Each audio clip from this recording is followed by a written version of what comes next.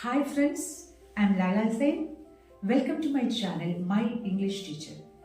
ഇന്ന് നമ്മൾ ഡിസ്കസ് ചെയ്യാൻ പോകുന്നത് ഹാസിൻ്റെയും ഹാവിൻ്റെയും ഉപയോഗങ്ങളാണ്.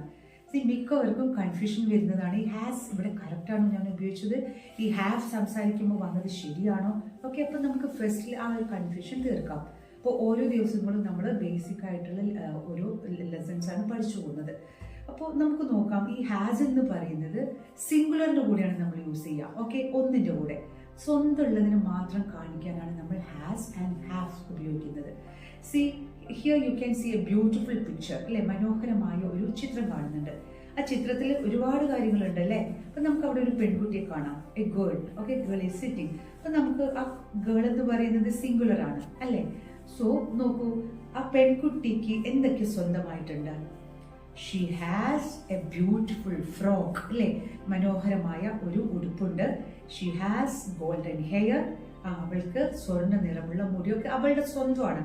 പിന്നെയും ഒരുപാടുണ്ട്. ഷീ ഹാസ് എ ക്യാറ്റ്, കണ്ട അവളുടെ പൂച്ചയാണ്. She has a cat. And നോക്കൂ അപ്പുറത്ത്, she has a lot of colour pencils അല്ലേ, ധാരാളം കളർ പെൻസിലുകൾ ഉണ്ട്. And she has so many dolls, ഒരുപാട് പാവകളുണ്ട്. ഓക്കെ, അപ്പോൾ ഒന്നിനെ കാണിക്കാൻ വേണ്ടി നമ്മൾ ഹാസ് ഉപയോഗിക്കുന്നു. അപ്പോൾ ഇന്ന് നിങ്ങൾ ചെയ്യേണ്ട വർക്ക് ഈ പിക്ചർ നോക്കിയിട്ട് വേറെ ഒരുപാട് കാര്യങ്ങൾ കാണാം അല്ലേ. അപ്പോൾ ഒരു 5 എക്സാമ്പിളെങ്കിലും ഉണ്ടാക്കുക. അതായത് ഈ കുട്ടിക്ക് വേണമെങ്കിൽ നിങ്ങൾക്ക് അവൾക്കൊരു പേര് കൊടുക്കാം. ഓക്കെ, എന്നിട്ട് അവൾക്ക് വേറെ എന്തൊക്കെയുണ്ട് എന്നതിൽ നോക്കൂ. ഓക്കെ, എന്നിട്ട് ആ എക്സാമ്പിൾ ഒന്ന് എഴുതിയിട്ട് നിങ്ങൾ അയക്കാം.